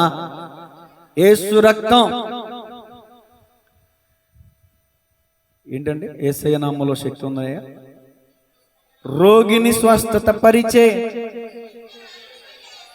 ఇప్పుడు చెప్పండి, యేసయ్య నామంలో, యేసయ్య రక్తంలో మనకి రోగాల నుంచి విడుదల ఉంది. ఇప్పుడు మందు మనకేంటో తెలిసిపోయింది. ఇప్పుడు ఇదే మందు అనుకోండి, ఇది మందు. ఇప్పుడు నువ్వు రోగంలో ఉన్నావు, ఏం చేయాలి? వెంటనే మందు వేసుకో. ఈ మందు వేసుకోకుండా రోగం తగ్గదు. ఇక్కడ మందు ఉంది. నెంబర్ 1, నీకు రోగం ఎందుకు తగ్గట్లేదంటే శారీరక, మానసిక, ఆత్మ ఏ రుగ్మతైనా ఎందుకు తగ్గట్లేదంటే నువ్వు మందు వేసుకుంటున్నా. నెంబర్ 1 ఏం చేయట్లేదు? మనం మందు వేసుకుంటున్నాం. ఆయన చెప్పింది చేయట్లా. యెహోవా వాక్కును శ్రద్ధగా విని ఆయన దృష్టికి న్యాయమని చేసి ఆయన కట్టడలను అనుసరించి ఆయన ఆజ్ఞలకు విధేయులైన యెడల ఐగుప్తులకి కలగజేసిన రోగములలో ఏది నీకు? ఆయన చెప్పింది ఏంటంటే, ఆయన ఆల్రెడీ నీకోసం రక్తం కార్చాడు. ఒక మెడిసిన్ ఉంది ఇక్కడ. ఈ మెడిసిన్ దగ్గరకు నువ్వు రాలేకపోతున్నావు, ఈ రక్తం ప్రోక్షణ క్రిందకు నువ్వు రాలేకపోతున్నావు. అందుకని నీకు పరిపూర్ణమైన స్వస్థత నీకు కలగట్లా. మరొక మాట ఉంది, నీకు ఆరోగ్యం కలగాలంటే ఆయన చేయాల్సింది ఆయన చేశాడు. ఇప్పుడు నువ్వు చేయాల్సింది నువ్వు చేయాలి. ఏం చేయాలి నువ్వు? ఇప్పుడు పోలియో చుక్కలు వేస్తున్నారు. పోలియో చుక్కలు వేయించుకున్న వాళ్ళకి ఎవరికైనా పోలియో వ్యాధి వచ్చిందా? చెప్పండి. పోలియో చుక్కలు అశ్రద్ధ చేసిన వాళ్ళకి వచ్చిందా లేదా? ఎప్పటికీ ఉన్నారు పోలియో వ్యాధిగ్రస్తులు. ఎందుకున్నారు? అది వాళ్ళ అశ్రద్ధ. పోలియో చుక్కలు వేయించలా. అలాగే నువ్వు కూడా క్రీస్తు రక్తంలోనికి రావట్లా. మరొక మాట చూడండి, యెషయా గ్రంథం 58వ అధ్యాయం 7వ వచనం. యెషయా గ్రంథం 58. ఆయన స్వస్థపరచు దేవుడే, మరి నీకు ఎందుకు ఆరోగ్యం రావట్లా? నీ ఆహారము ఆకలి కొనిన వారికి పెట్టుటయు, నీ రక్త సంబంధికి ముఖము తప్పింపకుండుటయు, దిక్కుమాలిన భేదలను నీట చేర్చుకున్నటయు, వస్త్రహీనుడు నీకు కనబడినప్పుడు వానికి వస్త్రములు ఇచ్చుటయు, ఇదే కదా నాకు ఇష్టమైన ఉపవాసం. అలాగున నీవు చేసిన యెడల నీ వెలుగు వేకు చుక్కలు ఉదయించును, స్వస్థత నీకు శీఘ్రముగా లభించును. చాలండి. స్వస్థత ఎప్పుడు లభిస్తుందంట? స్వస్థత ఎప్పుడు లభిస్తుందంట? ఆయన చెప్పింది చేసినప్పుడు. ఏం చెప్తున్నాడు ఆయన? ఆకలి కొన్న వారికి ఆహారం పెట్టు, దప్పుకున్న వాడికి దాహం ఇవ్వు, వస్త్రం లేని వస్త్రం ఇవ్వు, నీ రక్త సంబంధం ఎదురైతే ముఖం తిప్పుకోమాకు, ముఖం చాటే మాకు, పలకరించు. ఇలా అలాగూ నువ్వు చేసిన యెడల అప్పుడు నీకు స్వస్థత వస్తుంది. ఇవేమి మనం చెయ్యం. ఇగో కోపం, అహంకారం. ఇగో తీసుకోకపోతే దేవుడు రోగం కూడా తీయడు అక్క, చెల్లి, తమ్ముడు అన్న. నీ గుండెల్లో ఉన్న ఇగో నువ్వు తీసే, నీ దేహంలో ఉన్న రోగాన్ని ఆయన తీసేస్తాడు. గట్టిగా చెప్పలు కొడుతూ దేవుని మనం మహిమపడతాం. దేవుని స్తోత్రం చెప్పండి గట్టిగా. హల్లెలూయా. మరలా అడుగుతున్నాను, 6వ మాటకి ఈరోజు మనం ధ్యానం చేస్తాం. ఏ మాట అనేది? ఆయన నామంలో అనేకమైన నామాలు ఉన్నాయి. మరొక నామం యెహోవా రఫా. యెహోవా రఫా అన్న మాటకి ఆయన స్వస్థపరచు దేవుడు. ఆయనలో ఉన్న శ్వాసన ఏంటంటే, ఆయనలో ఉన్న క్వాలిటీ ఏంటంటే, నిన్ను స్వస్థపరచగలిగిన వాడు, నిన్ను స్వస్థపరిచేవాడు, నీకు ఆరోగ్యం ఇచ్చేవాడు, ఆరోగ్య ప్రదాత, పరమ వైద్యుడు. అయితే ఆయన చెప్పింది నువ్వు చేస్తే ఈ రోజైనా నువ్వు ఆరోగ్యాన్ని పొందుకుంటావు, పరిపూర్ణమైన ఆరోగ్యాన్ని పొందుకుంటావు. దేవునికి స్తోత్రం చెప్పండి గట్టిగా. 7వ మాట రాసుకోండి. యెహోవా నిస్సి. యెహోవా నిస్సి ఎక్కడుంది మాట? మీరు ఏమన్నా చెప్పగలరా? నిర్గమాకాండం మీరు చెప్తే బాగుంటుంది, రిఫరెన్స్ వెతకండి. వెదుకుడి మీకు దొరుకును. అదే రమ్య గారికి చప్పట్లు కొట్టండి ఒకసారి. రెఫరెన్స్ చెప్తే తీయడం గొప్ప కాదు, సందర్భం చెప్తే వెతికి తీయడం గొప్ప. అలా ఎప్పుడు తీయగలుగుతారు? వారానికి ఒకటి బైబిల్ పెట్టుకుంటానా? వారానికి ఒకసారి బైబిల్ తీస్తానా? ఏమయ్యా, సోమవారం శనివారం వరకు బైబిల్ తెరుతున్నావు, నువ్వు చదువుతున్నావా బైబిల్? మీలో చాలా మంది బైబిల్ చదవని వాళ్ళు ఉన్నారు.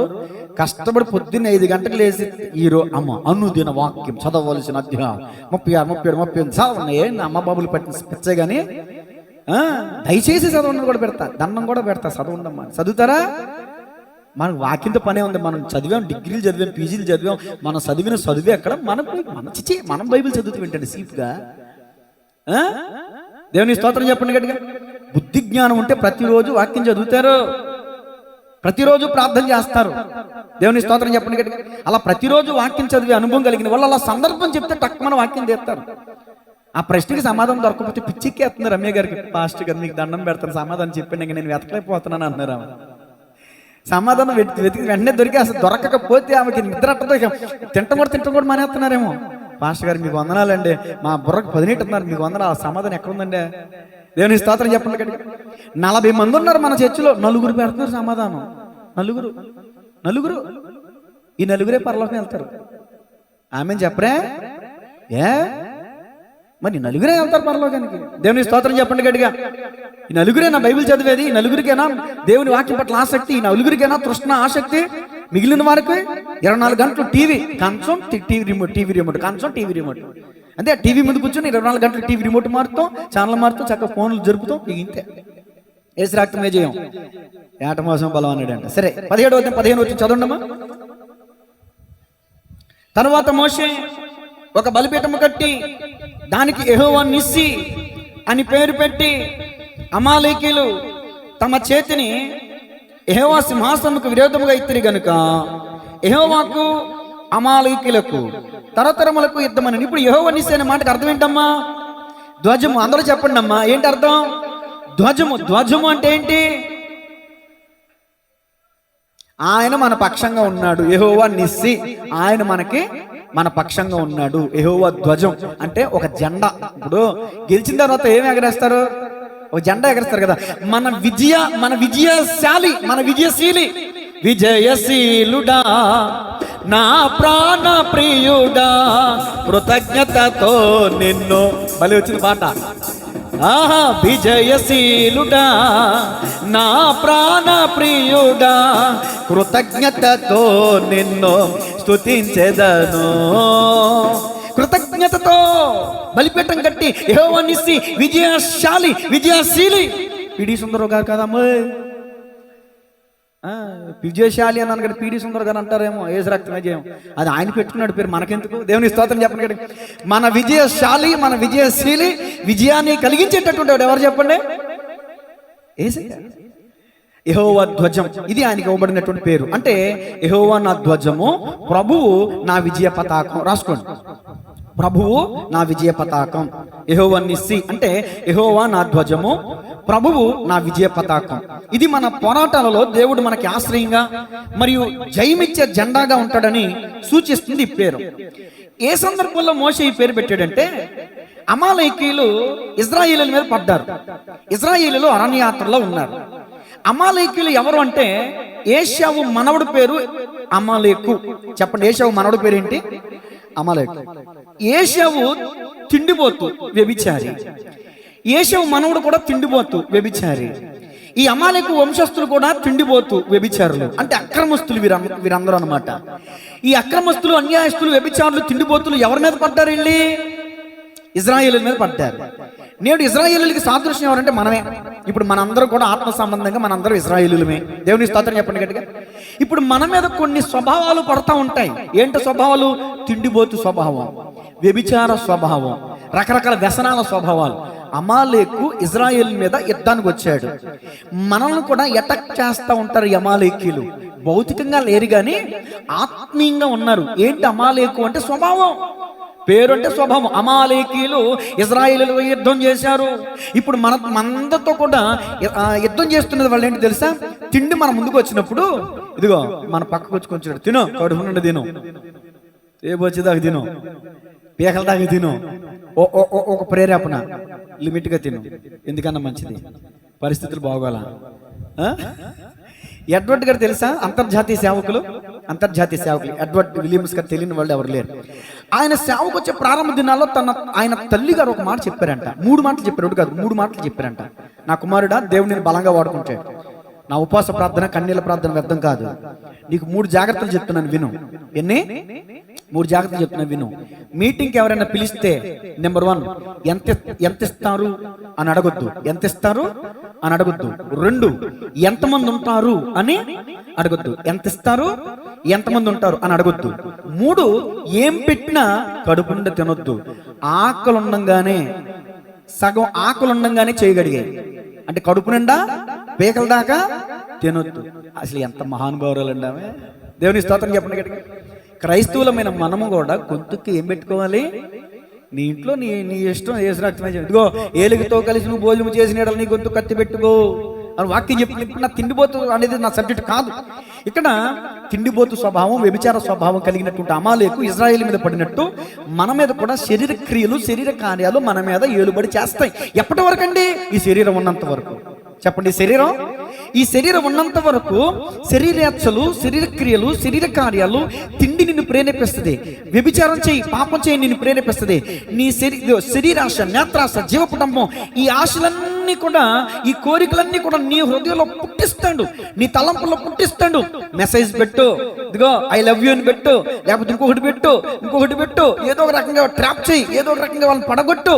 నీకు ఎదుటి వారిని ఎలా పడగొట్టాలో, ఎలా బెండి చేయాలో, వాళ్ళతో కలిసి నువ్వు ఎలా పాపం చేయాలో, నీకు ఈ ఆలోచనలన్నీ బుర్రలోకి తీసుకొచ్చి పెడతాడు. ఎవడాడు? ఇదే అమాలేకు. నువ్వు మంచోడివే, నీకు వస్తున్న ఆలోచనలు మంచివి కాదు. ఇప్పుడైనా తెలుసుకోండి, మీకు వస్తున్న చెడు ఆలోచనలు మీరు ఆలోచించేవి కాదు. అపవాది పెడుతున్నాడు మీలో. తప్పు చేయి, పాపం చేయి, చెడు చూడు, అది చూడు, ఇది చూడు, అక్కడికి వెళ్ళు, ఇక్కడికి వెళ్ళు, అలా చేయి, ఎలా చేయి, నిన్ను ప్రేరేపిస్తాడు. ఈ ప్రేరేపణకు నువ్వు లోబడిపోతున్నావు అంటే నువ్వు ఓడిపోయినట్లు లెక్క. అర్థమవుతుందండి? ఇజ్రాయేలీయులు గెలిచారా, ఓడిపోయారు? ఇక్కడ గెలిచారు. గెలవడానికి 2 కారణాలు ఉన్నాయి. గెలవడానికి ఎన్ని కారణాలు ఉన్నాయి? 2. నిజమేనండి, నేను తిండిపోతున్నాను, గెలవలేకపోతున్నాను, వ్యభిచార మనసుని గెలవలేకపోతున్నాను, ఈ శరీరేచ్ఛలను గెలవలేకపోతున్నాను, శరీర కార్యాలని నేను జయించలేకపోతున్నాను. ఈ శరీర కార్యాలను జయించాలంటే నేను పాపంలో కుడి అడమలకు తొలగిపోకుండా, ఏ విధమైన దురాభిమాన పాపంలో పడిపోకుండా ఉండాలంటే నాకు ఏదైనా ఒక చిన్న సొల్యూషన్ చెప్పండి అని మీరు అడిగితే దేవుడు చెప్పే సొల్యూషన్ ఏంటి తెలుసా? 2 విధానాలు ఉన్నాయి ఇక్కడ. మోషే ఏం చేశాడు, యెహోషువ ఏం చేశాడు? మోషే కొండెక్కి కర్ర చేత పట్టుకుని చేతులెత్తి ప్రార్థన చేశాడు. యెహోషువ ఏం చేశాడు? కత్తి వాత చేత అమాలేకుని గెలిచి ఉంటుంది. కత్తి, కర్ర, ఈ 2 ఉండాలి. ఇప్పుడు మీరు ఇంటికి వెళ్ళంగానే ఒక 100 రూపాయలు చేతిలో పెట్టుకుని ఫ్యాన్సీ షాప్కి వెళ్ళి కత్తి, కర్ర కొనుక్కుంటారా? ఏంటి కత్తి అంటే ఏంటి? వాక్యం. చిరంజీవి గారు కొట్టండి చేపట్లో, కొట్టరే గట్టిగా ఫిట్లు వేస్తున్నారేంటి? మరి మోషే చేతులు ఉన్న కర్రకు సాదృశ్యం ఏంటి? ప్రార్థన. దేవునికి స్తోత్రం చెప్పండి గట్టిగా. నువ్వు పాపంలో పడిపోకుండా ఉండాలంటే, నిన్ను ప్రేరేపించేటటువంటి శరీర క్రియలను నువ్వు జయించాలంటే నెంబర్ 1 ప్రార్థన, నెంబర్ 2 వాక్యం. దావీదు అన్నాడు, అయ్యా నీ ఎదుట నేను పాపం చేయకున్నట్లు నా హృదయంలో ఏం ఉంచుకున్నాను? నీ వాక్యం. అంటే మన హృదయంలో వాక్యం ఉంటే మనం ఏం చెయ్యం? పాపం చెయ్యం. నీ వాక్యమును బట్టి నా అడుగులు స్థిరపరచు. అయ్యా నీ సేవకుని దురాభిమాన పాపములలో పడిపోనియొద్దు అని దావీదు మహాభక్తుడు ప్రార్థన చేశాడండి. ఈరోజు నువ్వు ఏ విధమైన శోధనలో, పాపంలో, అతిక్రమాల్లో పడిపోకుండా ఉండాలంటే ప్రార్థనే ఆయుధం, వాక్యమే ఆయుధం. మోషే చేతులు దించాడంట. అప్పుడు ఎవరు గెలిచారు? అంటే చేతులు బరువెక్కి చేతులు ఇచ్చేసరికి అమాలేకీయులు గెలిచేశారు. ఎప్పుడైతే మనం ప్రార్థనలో నిర్లక్ష్యం చేస్తామో అపవాదికి అవకాశం ఇచ్చిన వాళ్ళం అయిపోతాం. ప్రార్థన నిజ క్రైస్తవునికి ఊపిరి లాంటిది. ప్రార్థన నువ్వు పాపంలో పడిపోకుండా ఆపుతుంది. వాక్యం నువ్వు పాపంలో పడిపోకుండా ఆపుతుంది. ఈ ప్రార్థన లేకపోయినా, వాక్యం లేకపోయినా మీరు నేను ఏదో ఒక సమయంలో, ఏదో ఒక సందర్భంలో, ఎక్కడో ఒక చోట తేడా పడిపోతాం. అమలకి గెలిచేస్తాడు, మనం ఓడిపోవాల్సి వస్తుంది. దేవుని స్తోత్రం చెప్పండి గట్టిగా. గలతీ పత్రిక 5:17 తీయండి. ముగింపులోకి వస్తున్నాను. గలతీ పత్రిక 5:17. గలతీ పత్రిక 5:17. శరీరము ఆత్మకును, ఆత్మ శరీరముకును విరోధముగా అపేక్ష. ఇది మీకు అర్థం కావాలంటే అత్త కోడలికిని, కోడలు అత్తకిని ఎలా ఉన్నది? విరోధముగా. ఈ అత్త కోడలకి ఎప్పుడు చూసినా పడదు. అలాగే ఇదిగో మనలో ఉన్న ఆత్మకి ఈ శరీరానికి పడదంట. ఆత్మ ఏమో ప్రార్థన చేయి అంటది, శరీరం ఏమో చేస్తున్నావు పడుకో, అలిగిపోయావు, కొండలతో బట్టలు ఉతికి ఆలు చేసి ఎలాగ చేసి అలిసిపోయావు కదా, దేవుడికి తెలిసిలే పడుకో అంటదంట ఆత్మ. క్షమించాలి, ఏంటిది? శరీరం. ప్రార్థన చేయి, ఒక అర్ధగంట ప్రార్థన చేయి. దేవుడు 24 గంటలు ఇచ్చాడు, ఈ రోజంతా కాపాడాడు. గ్యాస్ బండ్ పేలిపోలేదు, కుక్కర్ పేలిపోలేదు, ఇల్లు కూలిపోలేదు, యాక్సిడెంట్ అయిపోలేదు, అనారోగ్యం వచ్చి పడలేదు, ఆరోగ్యం ఇచ్చాడు, ఆయుష్ ఇచ్చాడు, మంచి ఆహారం ఇచ్చాడు, మంచి వస్త్రాలు ఇచ్చాడు, ఏసీ ఇచ్చాడు. ఇన్ని ఇచ్చిన దేవునికి ఒక అరగంటన్నా స్తుతించవా నా ప్రాణమా అని నీ ప్రాణం నీలో మొదలు పడతా ఉంటది. అది ఆత్మ. నా ప్రాణమా, నా అంతరంగమున నా సమస్తమా యెహోవాను సన్నుతించు అంటాడు ఆత్మ. నీలో ఉన్న ఆత్మ చెప్తుంది. నువ్వు ఎవరి మాట వింటావు? శరీరం మాట విన్నావా? పడిపోయేవా పాపంలో. ప్రార్థన చేయలేదంటే నువ్వు ఓడిపోయినట్లక్క. ఏ రోజు నువ్వు ప్రార్థన చేయలేదో ఆ రోజు నువ్వు సాతానుకు అవకాశం ఇచ్చావని అర్థం. ఒక భయభక్తులు కలిగిన ఒక వ్యక్తి కుటుంబం ఉంది.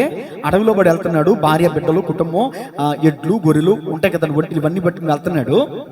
వెళ్తుంటే రోజు ప్రార్థన చేసుకుంటున్నాడు, పడుకుంటున్నాడు. చుట్టుప్రక్కల ఏమీ ఉంటలా. ఓ దొంగల ముఠ వెంబడిస్తున్నారు వీళ్ళని దోచుకుందామని. వెంబడిస్తుంటే రాత్రి అయ్యేసరికి వీళ్ళ దగ్గరికి వెళ్తున్నారా, ఆటోమేటిక్గా ఏదో దాన్ని ఏమంటారు, రెప్పపాట్లో వెలిసిపోయినట్టు వాళ్ళ చుట్టూ ఒక గోడ కట్టేసినట్టు ఉంటుందంట. వస్తున్నారు, రాత్రి అయ్యేసరికి గోడ ఉంటుంది, వెళ్ళిపోతున్నారు. మరుసటి రోజు చూస్తే అక్కడ గోడ ఉంటుందా. మళ్ళీ ప్రయాణం చేస్తున్నారు, వీళ్ళు వెనకాల వీళ్ళు కూడా ప్రయాణం చేస్తున్నారు. మళ్ళీ రాత్రి అవుతుంది. ఈ కుటుంబం అందరూ మోకాళ్ళు వేసి ప్రార్థన చేసి పడుకుంటున్నారు. వీళ్ళు పడుకున్నాక వీళ్ళ చుట్టూ ఏమొస్తుంది? గోడ.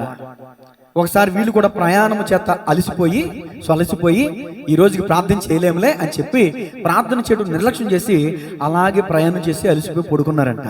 ఈ దొంగలు వచ్చారంట. మరి ఈ రోజైనా ఎలా అయినా సరే ఆ గోడను మనం పగలగొట్టేయాలరా అని చెప్పి వెళ్తే ఆ చుట్టూ ఉన్నటువంటి గోడకి చిన్న హోల్ ఏర్పడిందంట. ఏంటిదండి?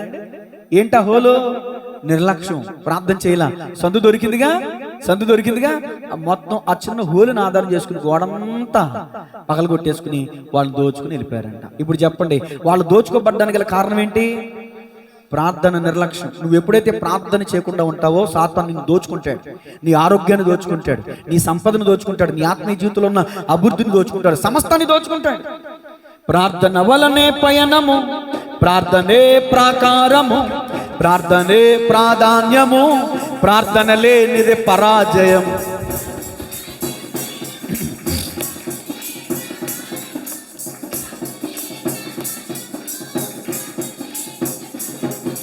ప్రభువా ప్రార్థన నేర్పయ్యా, ప్రార్థించకుండా నేనుండలేనయ్యా.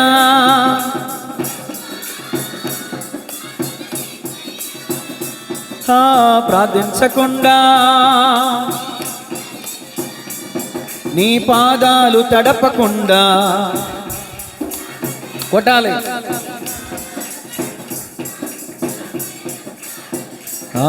నీ పాదాలు తడపకుండా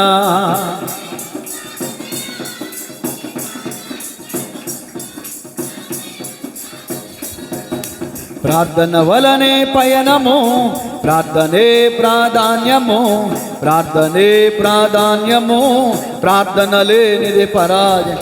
హల్లెలూయా. బిల్లీ గ్రాహం అనే వ్యక్తి అమెరికాలో ఉండేవారు కొన్ని సంవత్సరాల క్రితం. ఆయన రేడియో ప్రసంగికులు. ఆ రేడియో ప్రసంగం ద్వారానే కొన్ని లక్షలాది మంది ఆత్మలు రక్షించినటువంటి వాడు ఆయన ఒకసారి ఇంటర్వ్యూ చేస్తున్నారంట మైక్ ముందు పెట్టి. అయ్యా, ఇంతమంది ఆత్మలను మీరు రక్షించడానికి గల రహస్యం ఏంటి అని అడిగితే 3 విషయాలు చెప్పాడంట ఆయన. నెంబర్ 1 ప్రార్థన, నెంబర్ 2 ప్రార్థన, నెంబర్ 3 ప్రార్థన. లక్షలాది మంది ఆత్మలను రక్షించడానికి గల కారణం తన యొక్క మోకాళ్ళ ప్రార్థన. ప్రార్థన వల్ల ఆత్మలు రక్షించబడతాయి, ప్రార్థన వల్ల కుటుంబాలు రక్షించబడతాయి, ప్రార్థన వల్ల నీ కుటుంబాల విజయం.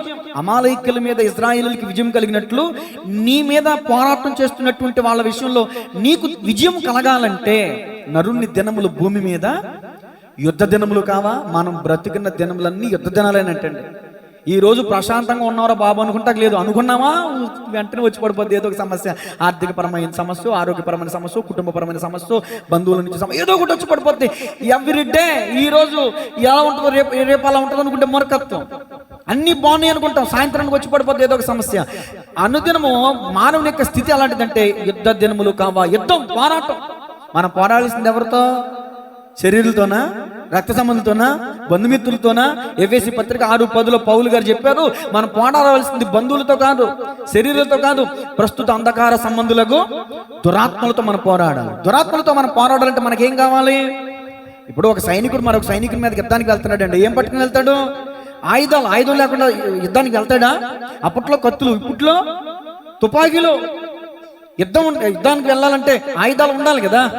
ఏంటి ఇప్పుడు మనకు ఆయుధం? సర్వాంగ కవచం. సంఘానికి దేవుడిచ్చిన ఆయుధం ఏంటి తెలుసా? సర్వాంగ కవచం. చెప్పండి, మీ పక్క వాళ్ళకి షేకండి ఇచ్చి సర్వాంగ కవచాన్ని ధరించుకో అని చెప్పండి. చెప్పండి అందరూ కూడా. మరి అది ఎక్కడ దొరుకుతుందో చెప్పండి. మరి బిందు ఫ్యాన్సీలు దొరుకుద్దా? వాసు ఫ్యాన్సీలు దొరుకుద్దా? ఎక్కడా? ఇదిగో, రక్షణ అనే శిరస్త్రానం, నీతి అనే మైమరువు, సత్యమనే తోలుదట్టి, సిద్ధ మనసు సమాధానమనే జోడు, విశ్వాసమనే డాలు, వాక్యమనే ఖడ్గం. సర్వాంగ కవచం అంటే ఇది. వాక్యం ఉండాలి, విశ్వాసం ఉండాలి, రక్షణ ఉండాలి, నీతి ఉండాలి, సత్యం ఉండాలి, సిద్ధ మనసు ఉండాలి, సమాధానం ఉండాలి. ఇవన్నీ నీకుంటే అపవాదిని ఎదిరించగలుగుతావు. నీకు వస్తున్న చెడు ఆలోచన, నీకు వస్తున్న చెడు తలంపులు జయించగలుగుతావు. కొంతమంది యవనస్తులు ఫోన్ చేస్తారు, పాస్టర్ గారు ఈ ఆలోచనలు జయించాలంటే ఏం చేయాలి? ప్రార్థన చేయి, వాక్యం చదువు, ఇక అంతే, ఇంకా వేరే పరిష్కారం లేదు. ప్రార్థన వాక్యం ద్వారా ఇశ్రాయేలీయులు అమాలేకీయులను గెలిచారు. నీ హృదయంలో, నీ తలంపుల్లో వస్తున్న చెడు ఆలోచనలు జయించాలంటే సంగమా, ప్రార్థన ప్రాముఖ్యం, వాక్యం ప్రాముఖ్యం. ఒంటరి ప్రార్థన, ఓ చమిలేని ప్రార్థన, ఓ లీవా ప్రార్థన, ఓ దాచే ప్రార్థన. ఒంటరి ప్రార్థన, ఓ చమిలేని ప్రార్థన, ఓ లీవా ప్రార్థన, ఓ దాచే ప్రార్థన. ఏకాంత ప్రార్థన, ఎదురులేని ప్రార్థన, యేసయ్యతో చేసే ప్రార్థన. ప్రార్థన విజయమునిచ్చేది, ప్రార్థన ప్రార్థన స్వస్థతనిచ్చేది, ప్రార్థన ప్రార్థన విజయమునిచ్చేది, ప్రార్థన ప్రార్థన స్వస్థతనిచ్చేది. ఒంటరి ప్రార్థన, ఓ చమిలేని ప్రార్థన, ఓ లీవా ప్రార్థన, ఓ దాచే ప్రార్థన. దేవునికి స్తోత్రం, హల్లెలూయా. ఒక మాట అడుగుతాను, చెప్పండి. దానియేలుని ఎక్కడ పడేశారు? సింహాలు దానియేలుని టచ్ చేసినాయా? ఎందుకు చేయలా?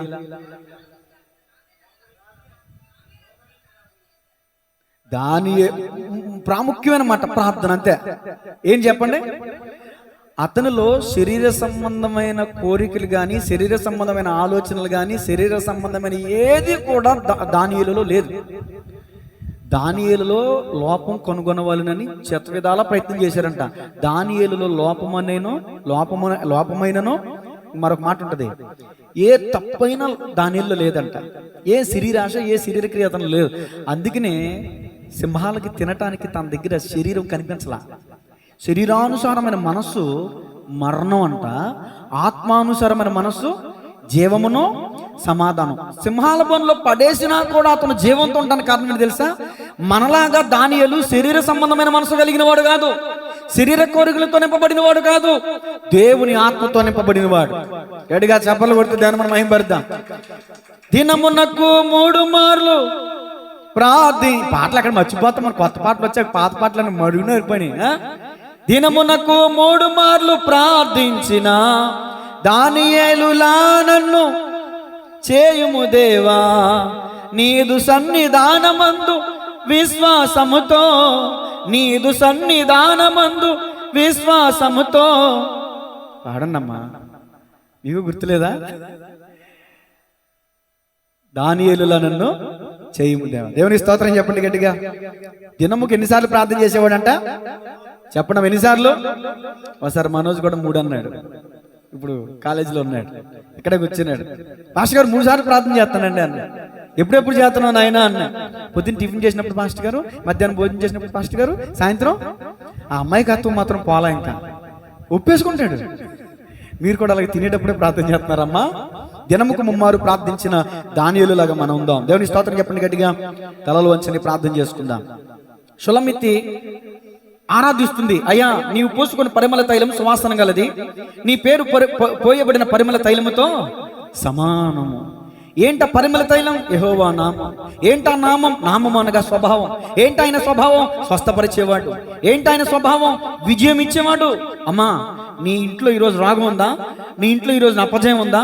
నీ ఇంట్లో రోగం పోయి ఆరోగ్యం కలగాలంటే, చీకటి పోయి వెలుగు కలగాలంటే, నీ ఇంట్లో అపజయం పోయి విజయం కలగాలంటే, ఇదిగో ఇప్పుడు చెప్పిన వాక్యం అంతా నెమరేసుకో. ఈ వారం రోజులు ఈ వాక్యం ప్రకారంగా జీవించు.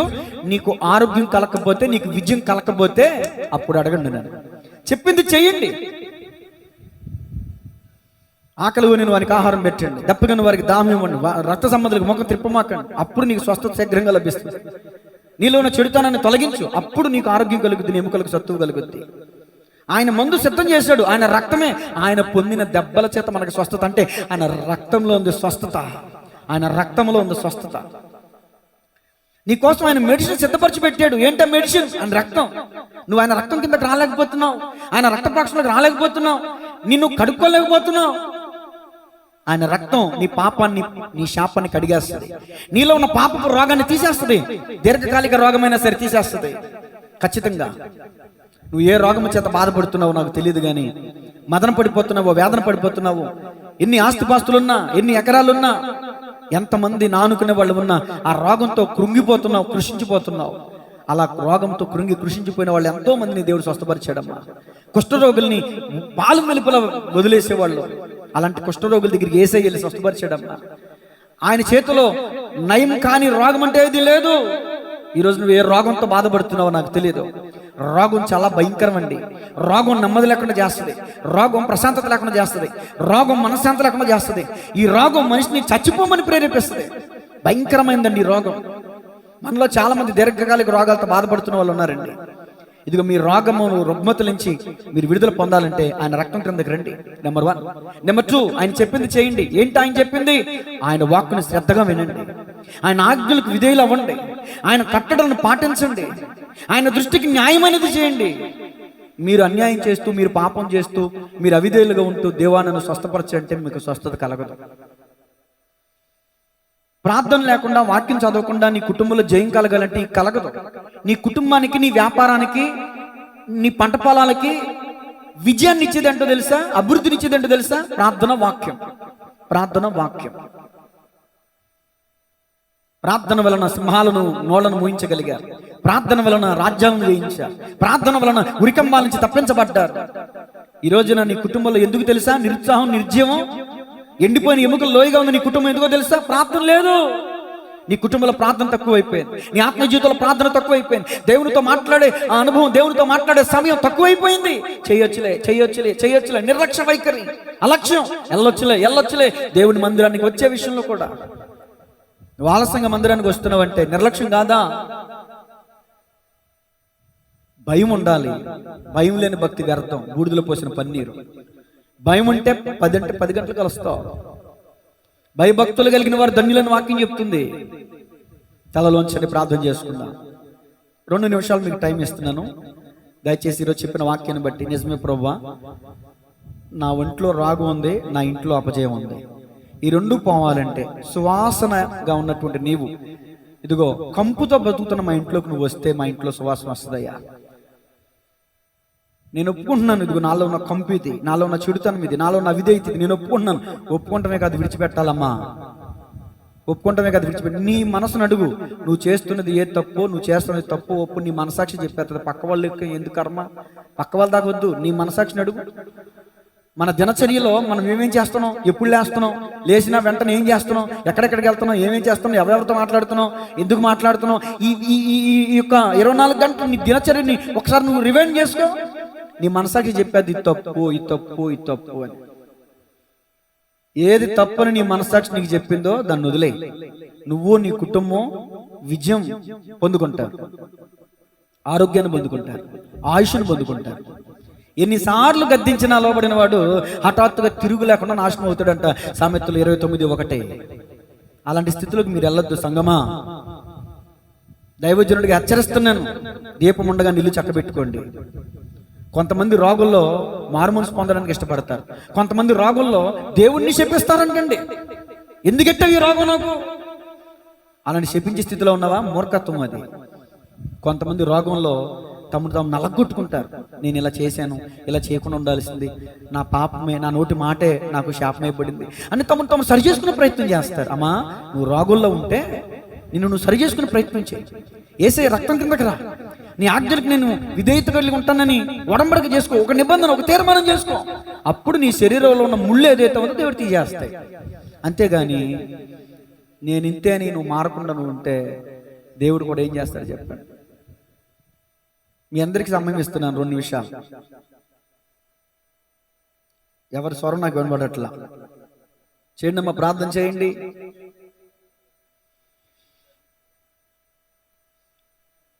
గంట సమయం వాక్యం ప్రకటించాను, ఒక 2 నిమిషాలు మీరు ప్రార్థన చేయలేకపోతున్నారు. గోడతడి తిరిగి ప్రార్థన చేశాడు హిజ్కియా, మరణకరమైన రోగం వచ్చింది. 15 సంవత్సరాలు ఆయుష్ పొడిగించాడు దేవుడు. 2 నిమిషాల ప్రార్థన గంటల తరబడి చేయాలా?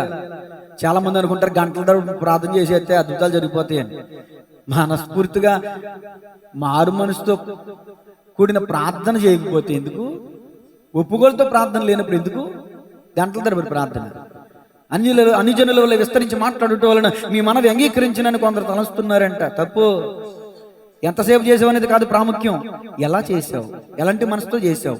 అతిక్రమాలను ఒప్పుకుని విడిచిపెట్టి ప్రార్థన చేసావా, లేకపోతే పై పెద్దలతో కూడిన ప్రార్థన చేసావా, హృదయపూర్వకంగా ప్రార్థన చేసావా, ఏదో అయ్యగారు చేయమన్నారని తప్పనిసరి స్థితిలో ప్రార్థన చేసావా? మీ కళ్ళు చెమగిలినాయా? అయితే మీరు పశ్చాత్తాపంతో ప్రార్థన చేశారు. ఖచ్చితంగా మీ రోగం నుంచి మీరు విడుదల పొందుతారు. మీ పిల్లల రోగమైనా, మీ భర్త రోగమైనా, మీ రోగమైనా, మీ అత్త రోగమైనా, మీరు ఇంట్లో ఎవరు రోగంతో బాధపడుతున్నారో నాకు తెలీదు. ఈ సమయంలో నీ కళ్ళు చెమ్మగిలినాయా అంటే ఆ రోగాన్ని బట్టి నీ కళ్ళు చెమ్మగిలుతాయి. ఆ రోగం పెద్ద వేదన కలిగి లేదనుకో, ఆఫ్టర్ ఆల్ అనుకో, నీ కళ్ళు చెమ్మగిల్లవు. నీ కళ్ళు చెమ్మగిలిని అంటే ఈ సమయంలో ఖచ్చితంగా నువ్వు దేవుని కనికరం చూస్తావు. దావీదు కుమారుడా, నన్ను దాటిపోవద్దయ్యా, ఈ గుడ్డి బతుకు నాకు వద్దు అని ఏడ్చాడు. యేసే కరుణించాడు, అతని కళ్ళు వచ్చినాయి, భిక్షమెత్తుకోవడం మానేశాడు, మనిషిగా బతికాడు. ఎంతకాలం గుడ్డి బతుకు చెప్పండి? నన్ను కరుణించు ప్రభు అని ఒక చిన్న ప్రార్థన చేస్తారా? రొమ్ము కొట్టుకున్నాడంట శంకరి, నన్ను కరుణించు ప్రభువా అని. వాళ్ళెవరో వింటారు, వీళ్ళెవరో చూస్తారు అనుకుంటే మీరు దేవునితో మాట్లాడే సమయాన్ని పోగొట్టుకున్నారు. మీ ముందు యేసయ్య పాదాలు నిలిచి ఉన్నాయి. యేసయ్య మీ ముందే ఉన్నాడు, నువ్వు చేసే ప్రార్థన వింటున్నాడు. నువ్వు కార్చే కన్నీటి కవిలలో భద్రం చేస్తున్నాడు యేసయ్య. బయట అనవసరమైన వ్యక్తుల దగ్గర అనవసరంగా ఏడుస్తావు, అనవసరమైన కన్నీళ్లు వృధా చేస్తావు. నీ కన్నీటికి విలువన్న స్థలంలో మాత్రం కన్నీరు విడవు, కన్నీరు రాదు నీకు. అయ్యో పాపం అని నీ ముందని, నీ వెనకాల దీనికి ఎలాగే జరగాలి అన్న వాళ్ళ దగ్గర కన్నీళ్లు విడుతావు.